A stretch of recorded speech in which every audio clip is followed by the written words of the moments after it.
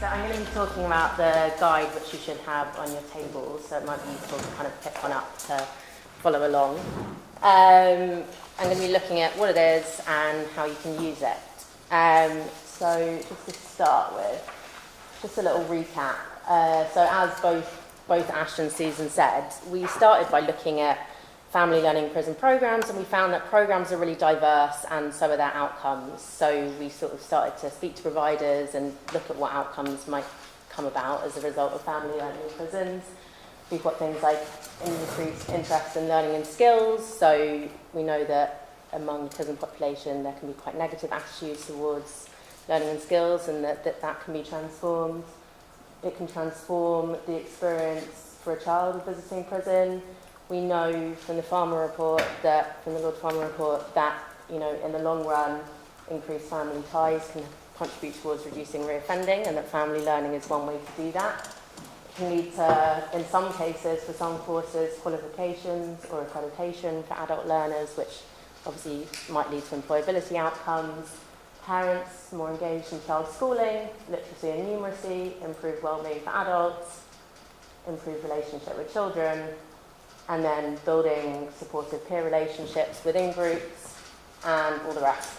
So don't worry, you don't have to read those all. It was kind of just for dramatic effect, to show that we're dealing with a lot of outcomes from different programs. So our task and our challenge was that we needed to create a set of tools that can be used to measure these outcomes consistently across family learning in prison programs, because as Ash said, there's been issues with just having small-scale interventions and, you know, needing to aggregate that data to show the impact of family learning in prisons. But at the same time, what we didn't want to do was just take a top-down approach and say everyone needs to measure these outcomes, because outcomes are different and programs are diverse, and providers should have the flexibility to be able to measure the outcomes that they think their programs produce. And the other challenge we were facing is that staff, you know, as Ash mentioned, it's not often that they'll be an external evaluation commissioned, or that there'll be someone that works in research within a provider team. So often it will be frontline staff who obviously know loads about the program, but maybe don't know loads about research and evaluation. So we wanted the tools to be easy to use and, as far as possible, not too labour intensive. So that's why we created a guidance document showing how to use them, which is what I'll take you through. So one of the first things we did, which I think is on the theory of change as well, is that we came up with some categories of outcomes that we thought could be kind of consistent across most programs. So those are things like family relationships. So most family learning programs are going to impact family relationships in some kind of way. Learning and skills outcomes, so that might be accredited learning, or it might be something like parenting skills, but we thought that was generally going to be an outcome from family learning. Impacts on well-being, that's pretty self-explanatory. Wider relationships, so that could be with peers on the course, with staff members, or just generally more pro-social behaviour. We thought that was something that speaking to providers comes out of family learning in prisons. And then in the long term, we're not saying that, you know, one short intervention has to contribute towards reoffending directly, but in the long term, this should all contribute towards reducing reoffending. So we thought that most of our outcomes could be categorised into these kind of wider domains. Right. So what we've done is we've created the tutor guidance document, which is what you've got in front of you, and within that we've got core tools, which are in the annex and which I'll take you through, that have been designed to measure outcomes in each of those kind of broad domains, and there's some flexibility around that in terms of how you want to use them and whether you want to use them. And there's some options for measuring wider outcomes. We've got some advice in there on things like consent and data ethics, data storage, analysis, presentation, things that you wouldn't necessarily know if you don't work in research, and we wanted to make it easy and simple to do that. And then the other part of the toolkit, which you don't have in paper copy, is a spreadsheet that we've created, which includes a dashboard, so that if you enter in your questionnaire results, you'll get automatically generated some statistics to show how things have changed in your course. So I'll take you through that as well on a slide deck. But again, we did that just to make it as simple as possible and, you know, to take some of the burden off providers of having to do any kind of data analysis or anything like that. So if we start with the core data collection tools, these are some of the kind of principles that Ash mentioned. So we've got at least one tool for each of those categories that I had up before.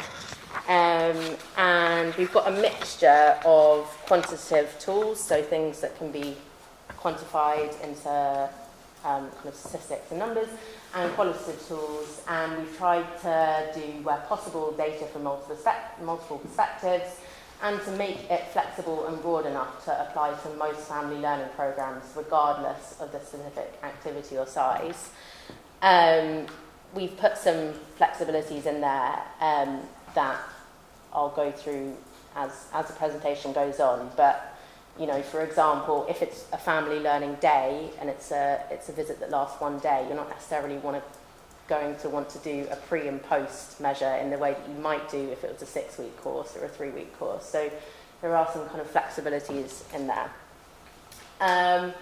So the tools are, the core tools, we've designed a self-completion questionnaire for the offender learner, and that's something that can be used pre and post program and will give you an idea of distance travelled, a feedback form for tutors, a feedback form for other staff members, and then we've suggested using learner progression data and incident log data as measures, and we've also done some optional tools for family members. We found that for some interventions it wasn't appropriate to interact with family members in that way, but for some interventions that did have better relationship with children or with accompanying adults, they wanted a way to collect data from them. So we've done that too. So just to start off with the learner questionnaire, let me just switch. So it's, if you want to look in the annex of your document, I think it's on page 43, or there's guidance for using it on page 12 and 13. So we've built this learner questionnaire largely on social metrics. So that's just a kind of researchy term, but it's kind of questions that have been through a process where there's been psychological testing and we can say that they measure what they purport to measure. So we've built it largely out of social metrics, and the reason we've done that is that it's more robust, so it allows us to draw more robust conclusions, and it also allows for benchmarking against the general population, because these are things that are used more widely, so we can compare it with a non-prison population, or we can do interesting stuff there that's interesting for us. This in itself, just the learner questionnaire, covers many of the core outcomes, so it looks at learner well-being, family relationships, wider relationships, and attitudes to learning and skills. It's pretty easy to analyse because we've got our spreadsheet, and when you type it in to our spreadsheet, it will automatically generate results for you, so that's quite an easy thing to use, and will give you results that you can extrapolate for reporting or for commissioning, for commissioners and governors. It's quantitative results that are easy to collate. So when we have your results from the learner questionnaire, we can easily aggregate that with other providers and build that evidence base that we've been talking about. And we've also got some qualitative stuff in there that should be helpful. So I'll take you through it. The first section is something called the Short Work in Edinburgh Wellbeing. Probably most of you will have either filled one in or recognise it from somewhere, because it's a pretty widely used tool to measure well-being. It's undergone a lot of testing, including within a prison context, so we thought that was quite a simple and easy way to measure that outcome. So that would be completed pre and post programme. The second bit is, what is the second bit? Oh yeah, so this comes from something called the Kansas Parental Satisfaction Scale, and it's also undergone testing and testing in a prison context. It's only going to be relevant if the learner has a child, but it's a good kind of broad measure of relationship and satisfaction with relationship with your child. Next, we have got a section on support networks. we found that, I think Ash mentioned this, but a lot of the pre-existing metrics for support, social support and support networks weren't appropriate because they talked about things like neighbours and frequency of contacts and things that can be obviously really impacted by being in prison. So we came up with our own that we based off them but kind of tweaked so that they're appropriate for a prison context. And then we've got something that we self-designed around attitudes towards learning and skills, which is just a tick box, and also includes, if they do have a child, their feeling of being able to support their child with their education. So that's something quite key in family learning. So that's something we wanted to measure. And then at the end, this is the only bit that differs between the pre-questionnaire and the post-questionnaire. We've got some qualitative questions. So at the beginning, we're asking them what they want to gain from the course and any issues they might be struggling with. And towards the end, we're asking about whether they feel like they've achieved their goals and, you know, areas for improvement for the programme. So that's the offender learner questionnaire. So when should I give the questionnaire to the learners? So at the start of the course, before any learning begins, and after the course ends, and this will measure distance travelled. So the idea with that is that you're looking at change over time. So we know that family learning interventions happen within a kind of complex circumstances where there might be other interventions going on at the same time. So learners' starting points might be different, but by measuring before and after, we should be able to kind of isolate the impact of the family learning. And what we're looking at is the difference. So it doesn't matter if someone goes from very low well-being to slightly less low well-being, we're seeing an improvement there. So it's less about, it's about the difference between the pre and post. If the course is less than 1 week, however, we don't recommend doing it pre and post because we think it's just too smaller amount of time. So for something like a family learning day, you might want to do it after just to get a snapshot of your learners, but it's probably not worth using it pre and post. How should the learner complete the questionnaire? So if possible, with minimal input from the tutor or the provider staff, but where someone has learning disabilities or ESOL needs, they might need that support in order to fill it in. We've also got digital versions of this, so that if that's easier for anyone, we have that. And how should I explain the purpose of the questionnaire? I think this is really key, and this came up with a lot of the prisons and providers that we spoke to. It makes complete sense that learners that are within prison might be cautious about giving this information to you, particularly because it's personal information. And we had kind of difficulty here because we didn't want to make it intrusive. And if I think about previous iterations, they probably were too intrusive, and we've refined it and we've scaled it back so that as far as possible, it doesn't seem too intrusive, because particularly at the beginning of a course, before any learning start, before you've built a relationship with that person, it's difficult to ask these kind of questions.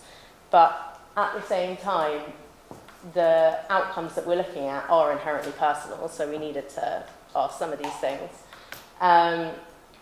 I think it's really important to explain the confidentiality, anonymity, and its limits to the learners, and also to let them know that participation is voluntary, so people can't be forced to participate in research or evaluation. So that is really important. But in order to give them a kind of informed opportunity to participate, it's important to let them know that the questionnaire is not an assessment of them, which I think can be a misunderstanding, that it's about assessing the course and looking to improve the course as a whole and looking at the value of family learning as a whole. It's not going to go down on their record, it's not going to go beyond the provider, and it's not going to, in any way form a judgment on their progress. Other tools and measures that we've got, these are pretty straightforward, but we've got a qualitative feedback form for the tutor. This is stuff that normally tutors will already be thinking about and probably writing down, but it's just a more systematic way to do it. And it asks the tutor to reflect on the learner's progress. The other thing that we've done is create a feedback form for an additional staff member. We initially had this as a prison staff member, but we came up across loads of difficulties in terms of capacity of prison officers and whether or not they actually had a relationship with the offender. So what we decided to do is just keep it a very short form. It just has 2 questions on it, and it can be filled in by a prison officer, by a librarian, by another tutor or someone else in the education department.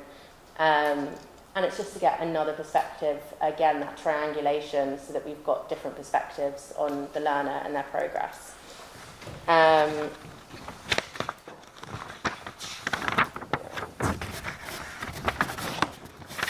These are 2 other measures. I'll start with the learner progression data. So in terms of the impact that family learning could have on learning and skills, we thought it'd be interesting to look at progression onto other learning courses after completion of the family learning course. So for most providers, they have access to this on the PNOMIS system, from what we can tell, but let me know if that's not true. But we put in a measure of the percentage of learners that go on to another course. And again, that can be recorded on the spreadsheet, and it will let you know automatically what percentage of your learners have gone on to another course if you record the individuals. And then we've got the incident log data, which we have been using as a proxy measure for kind of improvement in behaviour. We came up against quite a few issues here in terms of the inconsistency of how it's measured across different prisons and by different officers. So again, this should be done cautiously, or in some cases not at all, but it's an option. It's an option there for something we've come up with and for something that's embedded in the spreadsheet. And then we've got data for family members, and again, this isn't core, it's optional. In some cases, it might not be appropriate to speak to children or to speak to other family members, but we've included it, and we've also included some guidance on data ethics when working with children within our guidance document. And where possible and when it is appropriate, this just provides an important perspective on the learner's progress, as well as insight into their family relationships. So we've done 2 questionnaires because we know that the way that children aged 4 to 7 and then 7 and up are able to kind of comprehend and understand surveys is quite different.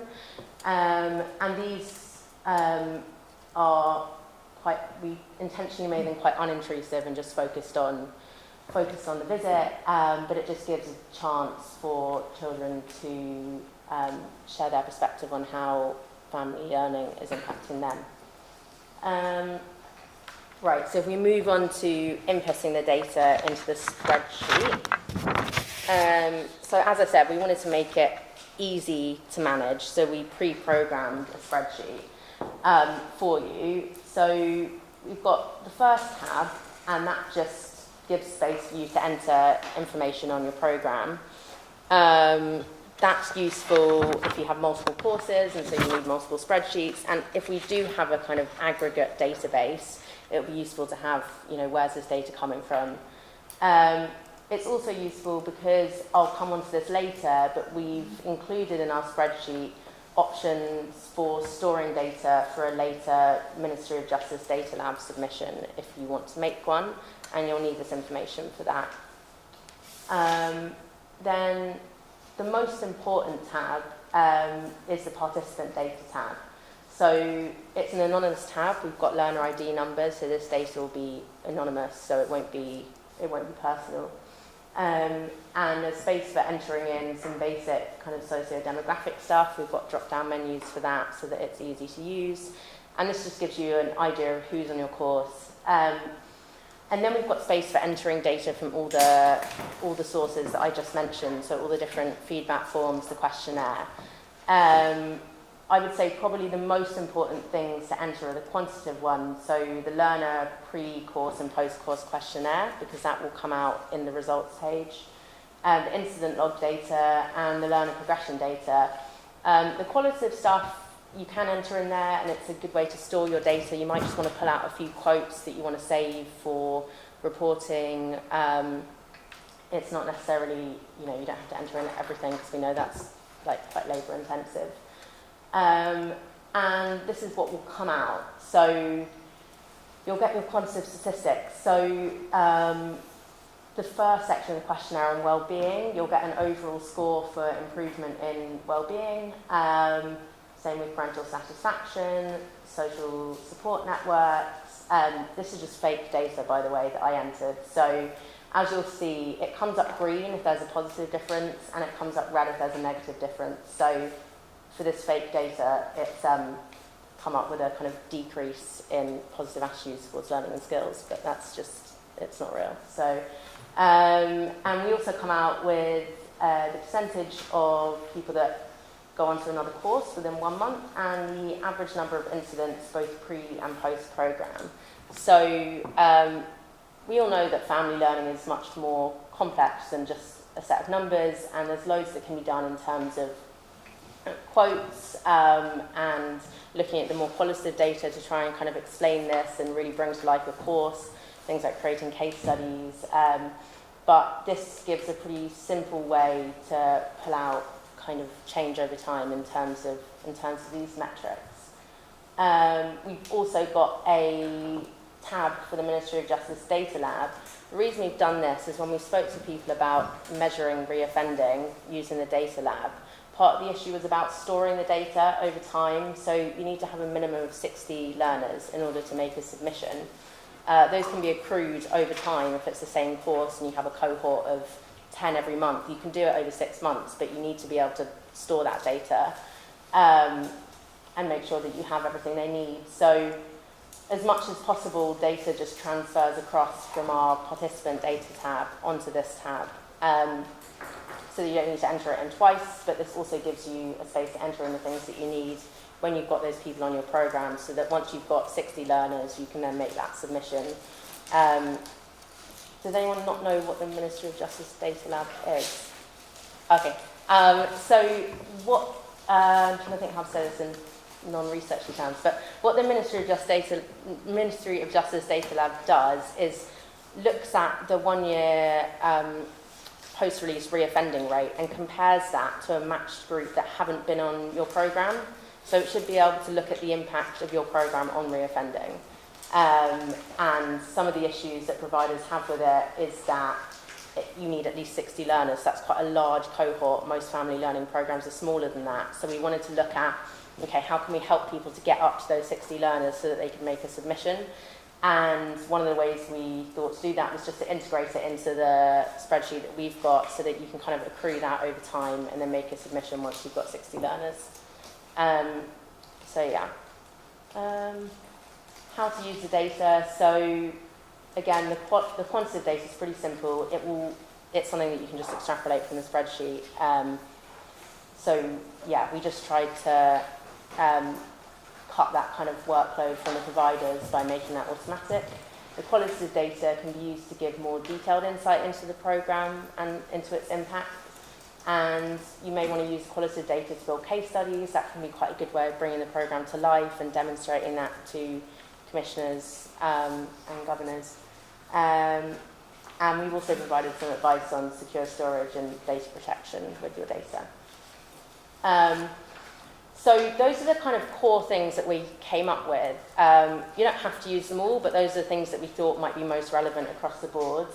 But what we wanted to do was acknowledge the fact that programs are different from each other and can be quite varied. So there might be outcomes for a literacy program that is to do with improved literacy skills that obviously you're not going to get from a parenting skills program or from an arts and crafts program necessarily.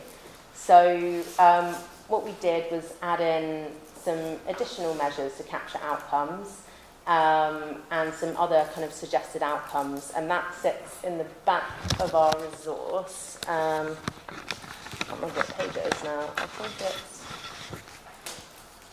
page 69, so it's Annex 11. And we've got a table there which just sets out, it's not meant to be comprehensive, but it's much more comprehensive than the core tools, a kind of different range of outcomes that might be more specific to your program. So we've got the outcome categories, and then we look at who changes, how do they change, and we've suggested some different tools and measures that you might want to use to capture that. So if we go through an example, so a provider works closely with offenders' children in the community as well as running a family learning program within the prison. They want to gain more extensive evidence of the impact of the program on child's attitudes towards learning. So the use of child questionnaire that we've given them, but they don't think that's enough because for their programme they think there's more of an impact there that they want to capture.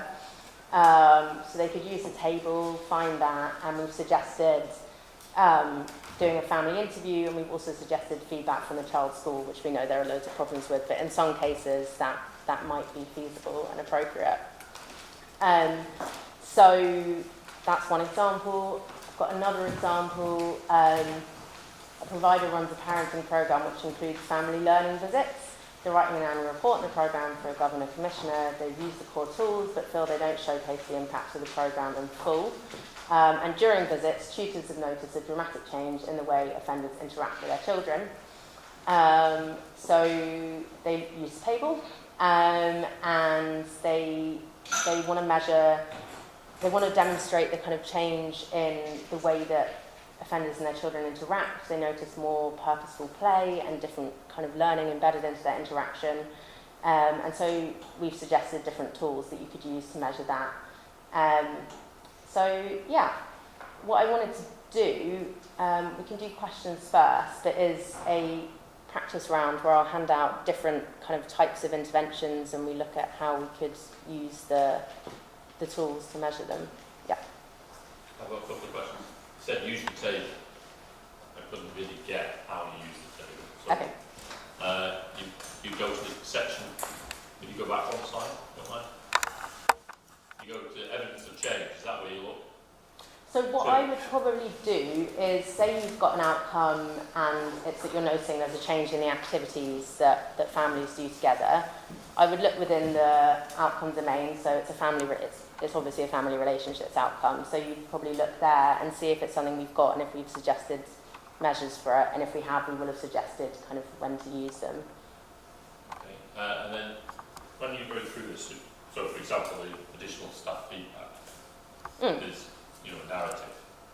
Are you saying that's only qualitative? You've not made it quantitative at all, as in you haven't made it like if it's positive or negative, so how many positive comments have been made or how many negative comments have been made? No, we haven't. Is that something that you... No, I just thought that it's an easy way to see whether you tick the box to see if it's a positive comment. So I'm biased because I'm mainly a qualitative researcher. Quantitative results are great, and they're great for aggregation in particular. So it would be very difficult to aggregate qualitative feedback from all family learning prisons into one database to say this is what family learning does, because it's just more nuanced and more complex than that. But what qualitative stuff can do is really kind of contextualize and bring to life an intervention and just demonstrate the kind of complexity of it. So it might be that a learner's, on an individual level, like a learner's well-being has decreased. Well, when we put that into the aggregate kind of quantitative evidence base, it will kind of come out in the wash, like, there's individual drop-offs. But the kind of qualitative feedback can really kind of highlight the complexity of like why that might be. There might have been some external thing that intervened there, and so we've done the learner questionnaire as quantitative because it's probably, data from the learner themselves is probably the thing you most want to focus on, and that's yes, Susan. I was just going to intervene. Sorry, and say one of the reasons that we've done the qualitative route in terms of the staff observations, etc., is because we have got something that is not subjective, which is the incident log data. So if you're saying that at the beginning and the end of a period, the number of incidents that are recorded over that time has lessened, and that's actually quite a powerful quantitative measure. So we didn't want to mess up. We didn't think we needed an extra quantitative measure for the staff perceptions, because that's actually much more difficult and much more subjective. But I think what we're looking at here in this toolkit is what Ash was talking about, is about triangulation. It's about looking at what information, what data can we get to strengthen our case for this had made a difference, and it comes from many different directions and many different forums. So I think what Ricky's saying now, that the qualitative is useful, It is useful, and it's useful in a different way, but not subject to the same quantitative analysis. Sorry. I'm going to pile in here as well. The other thing is the scale of it. So over a couple of years, you might have 60, 70 learners. You can do quantitative stuff with it. Over a couple of years, you might have 3, maybe 4 tutors living the course. Even if you can quantify that, you can't draw anything from it. So for that particular group, quality measures are much better. We've got the learning records, we've got the quant stuff from the learners themselves. Good. Question, thank you. Anyone else? We've also got the issue of churn with prisoners. Certainly, where I'm working, it's been a massive issue. And for me, I think there's a lot of it, I think it's great.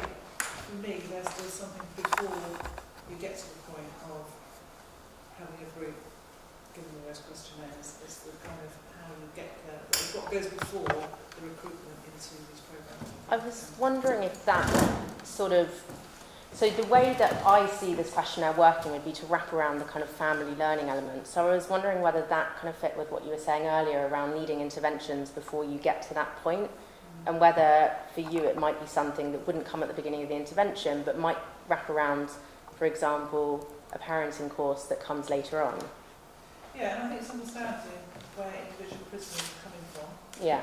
I've got children's services, where we've got child protection, a lot of children in care proceedings, a lot of things like restraining orders and things, which is also quite complicated. And I think it's about kind of understanding where individuals are at in coming and what their expectations are coming to a programme as well. So I think it's about knowing your cohort almost before you get to the point of actually getting them into a room and getting them onto a course. But I say against that, you've also got quite a churn. So we've got a lot of prisoners on remand who might engage very well with us, but very, very briefly, and they're gone. And that's quite an issue. Yeah, and actually on that same point, I remember, because it was after we met you and your colleagues, we talked about what should be included in the tutor feedback, and we created that space for people to say, the person left the course because they moved prison, for those external factors. And then again, it's kind of thinking about, we wanted to make sure that we account for that move, because that's beyond the control of the individual learner, and it's beyond the control of yourself. It's an external factor that you need to address. So we do want to capture it, and again, hopefully that the tutor feedback would be the way that you'd be able to at least start getting an idea of what the reasons why someone disengaged from the course is, and then or actually don't ever start, because I think sometimes we see people, it's not the right thing at this point in time to actually be in the room on a family themed course. I had a classic one this week of a chap who wants to evidence that he's doing the right thing while he's in prison, but actually wants to be unpicked. The reality is care proceedings finally hearing his children are going to be adopted, and actually it is not the right thing, and yet he absolutely I must do this. And we have to say, no, this is not right for you. You needed, support to actually come to us what happened. So it's being able to kind of, capture that, and also being able to ensure, to say that it's the right thing. I don't know if it is always the right thing. I think that's what you're saying there is not right for everybody. It's just like this programme is not right for somebody who's on vocational training course, because that's bricklaying. This is specifically for people that are doing family learning. They're not doing family learning if they're not ready for family learning yet, because they've got their own interventions. There's the processes around that, so so it's part of the business sequencing and planning of their curriculum. So it's how they put people onto courses and give people the opportunity to engage in provision like this. Is up to the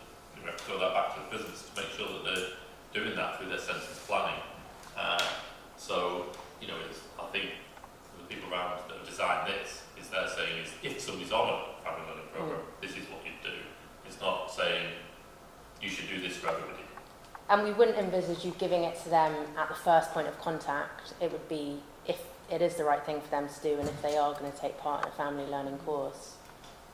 To be honest, I was just going to say what Mark said, and probably not as well, actually.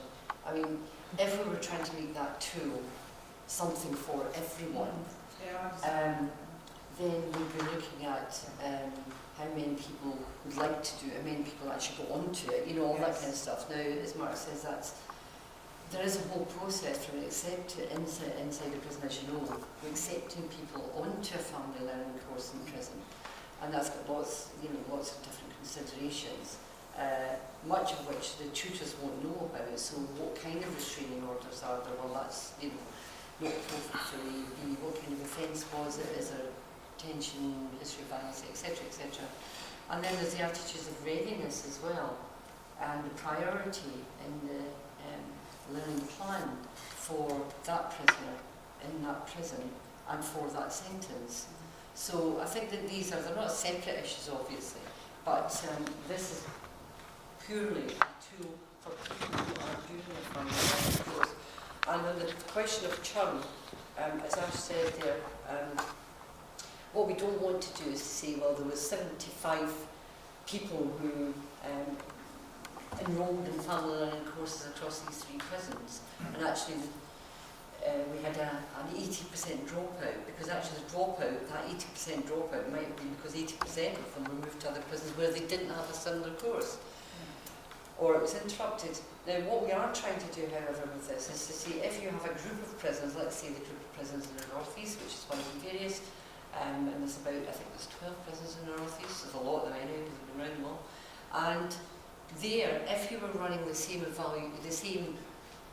shape of family learning, it's all one provider anyway, and you had the same evaluation tool, there is the opportunity to transfer between one and the other. Very unlikely because of the timings, but there is a comparison that could be made across them, and that's one of the primary things that we're trying to measure here. So yes, I agree with you, it's not for everybody family learning, certainly not at particular stages, and there is lots of work to be done around this side. There's lots of issues. Can I ask another question about the dashboard? So if somebody only does the post course, the questionnaire, would it still have meaning in the dashboard? No, in short. So if someone only does the post-course questionnaire, you're not going to get that change over time measured. So the short course is how are you capturing that in the dashboard for these one-day family learning? It will compile the data, so what you won't get is the distance travel, the difference between the 2 measures, but it will give you the profile. So you will get the average. So for example, if you had a cohort of 10 learners, you'd get the average wellbeing score, but what you wouldn't get is the difference between pre and post. Have you got a copy of what the dashboard looks like? It's in the guidance document under the spreadsheet. I think it's the kind of blue tab. Let me find it. No, it's page 32. That was what you showed before last Yeah. time. And we can also send you the spreadsheet itself. I was just imagining some sort of pie chart or something, graph. No, it wouldn't really work, does If it? it's a standard spreadsheet, which is what should go into it, Yeah. then of course you can generate what the data, whatever. I mean, we format wouldn't you like, yeah, including yeah. pie charts, graphs, etc. Can I ask a question? Maybe a daft one, but I mean, in terms of, we talked before about being generous about a definition of family living, not getting so hung up about it.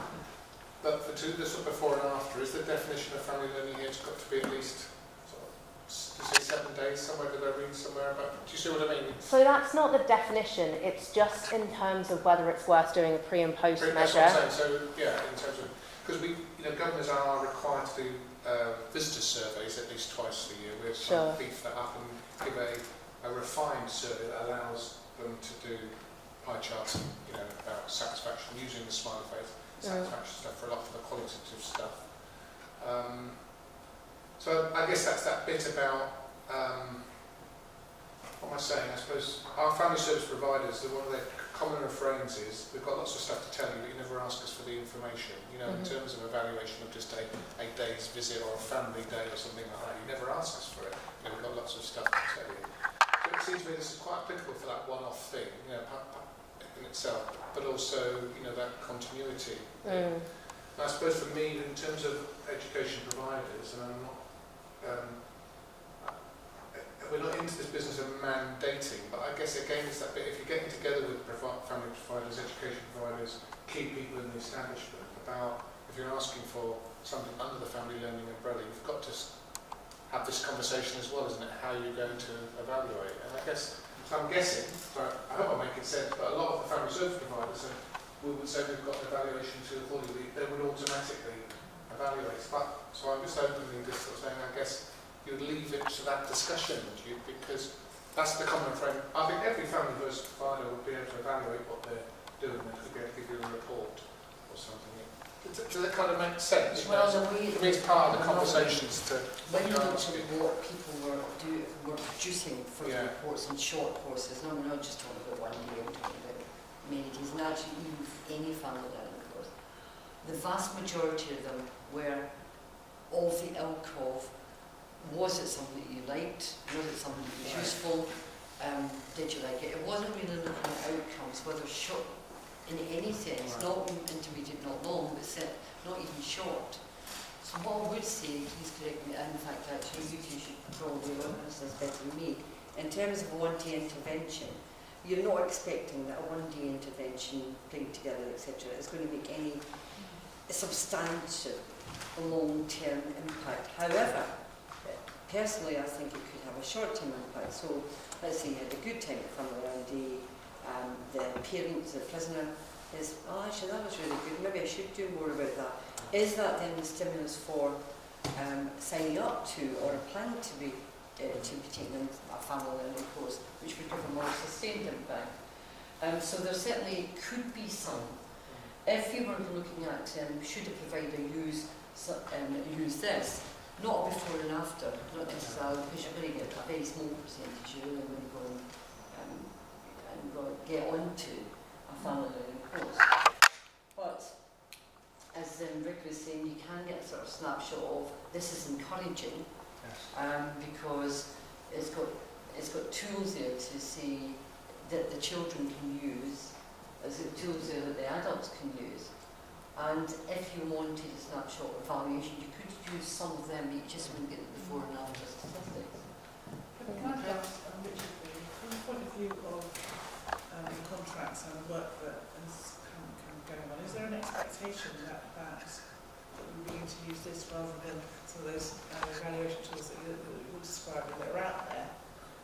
Should we be now kind of moving towards what everybody working towards this with any kind of family learning intervention in prisons? I mean, it's a really good question, because that's that balance of, we're in this bit about sort of, I suppose, trying to put the foundation, sort of those structures in place where these things can happen. And I suppose it's introducing tools. It's that bit about, and you must use this, because for example, the visitor survey, we're going to put out when we do the families measure, we're going to probably put out a tool which is built on what we think is the best visitors survey.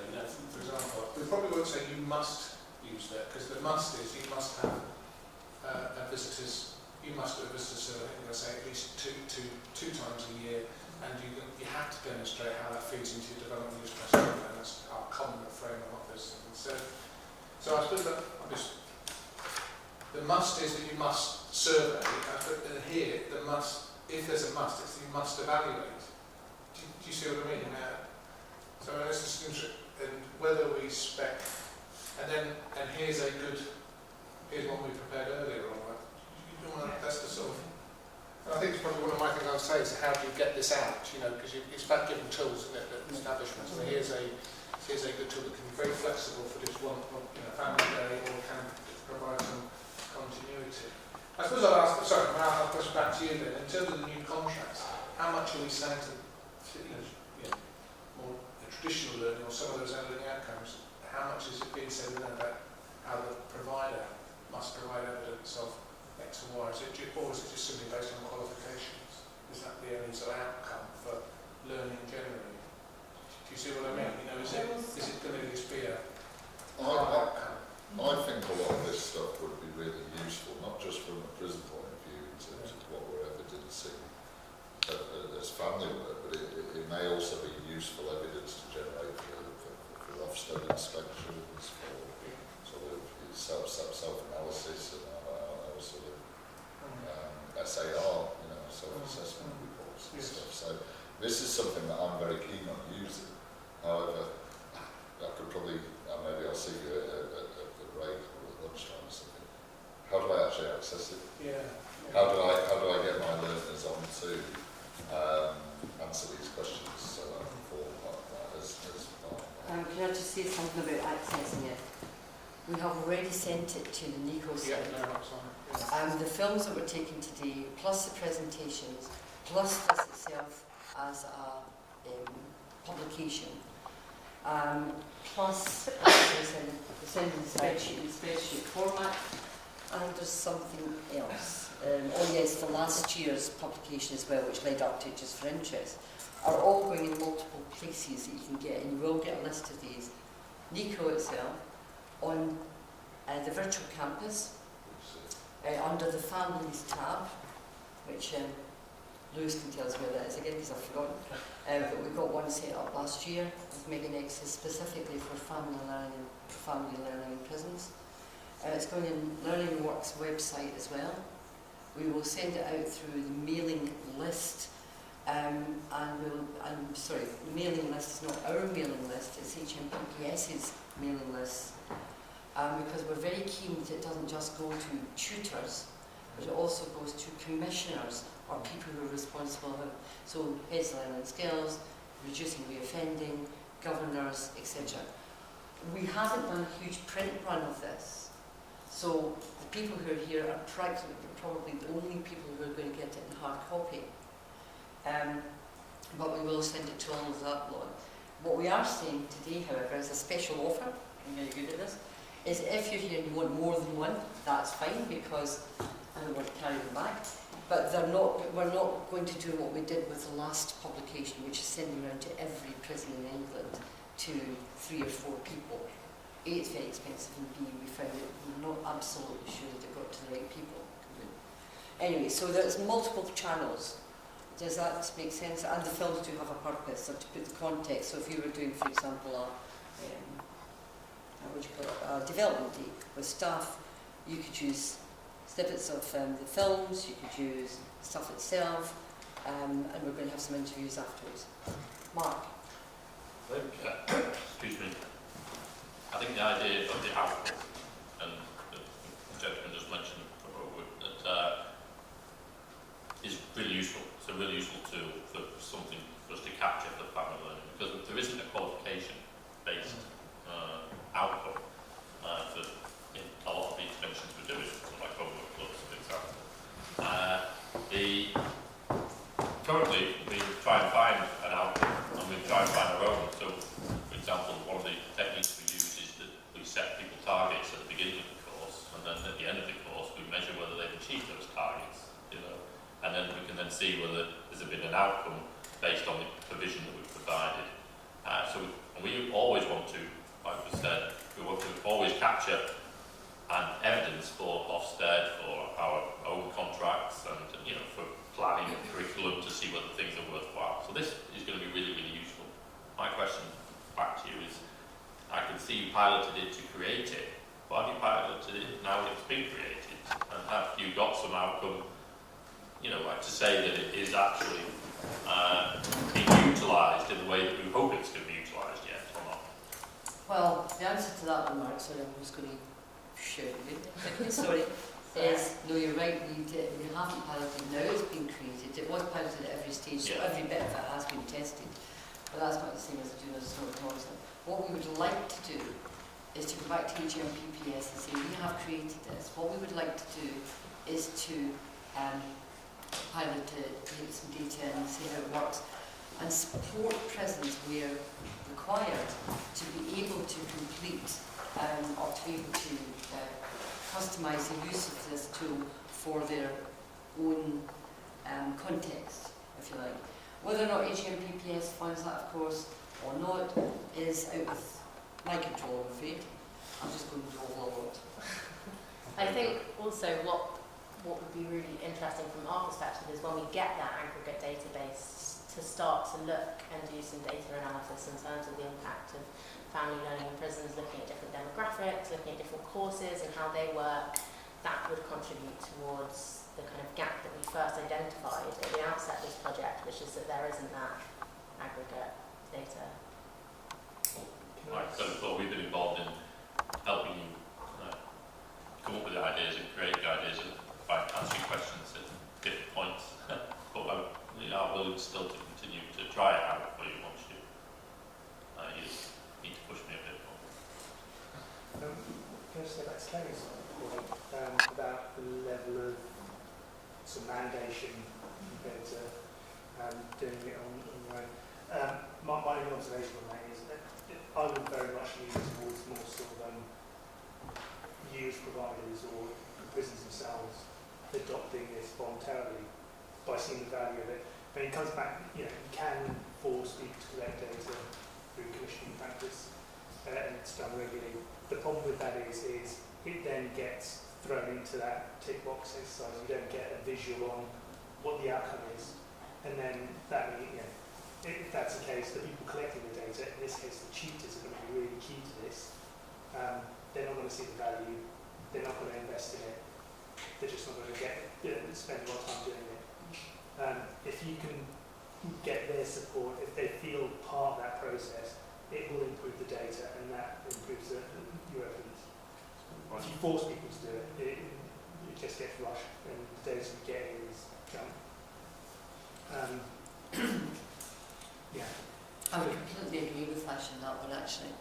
I think what I'd be keen on, of course I'm not HMPPS or even emoji, but what I'd be keen on is that people recognise that a shift towards outcome-based measurement is key to keeping going, to making your case, to satisfying Ofsted, to satisfying governors, quality improvement groups and so on, that what we did as a sector in the past is not necessarily the best way forward, which tended towards the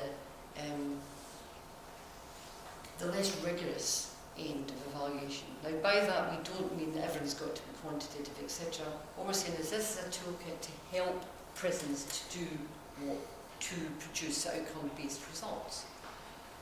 It's by no manner of means the only approach, and in this one you'll notice there's lots of flexibility. So if I was doing, for example, a really, really specific course on family art, for example, what could be further from something which is vocationally based? Family art or family cooking. Could I use this? Yes, I could.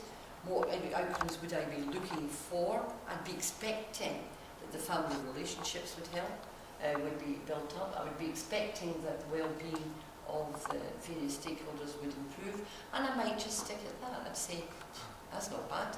If I can show those two things, that's absolutely great.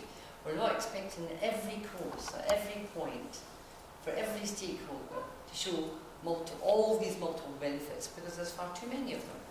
And I think that's, so if we shift towards an outcome-based approach, and these tools are part of the armoury that you have to be able to measure these outcome-based approaches, I think we'll have achieved what we set out to do.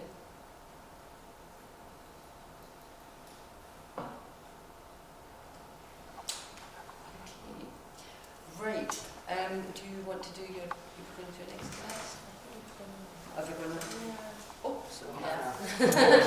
In that case, then let me just turn back to Mark again and ask if he can just summarise these things. Richard. Sorry.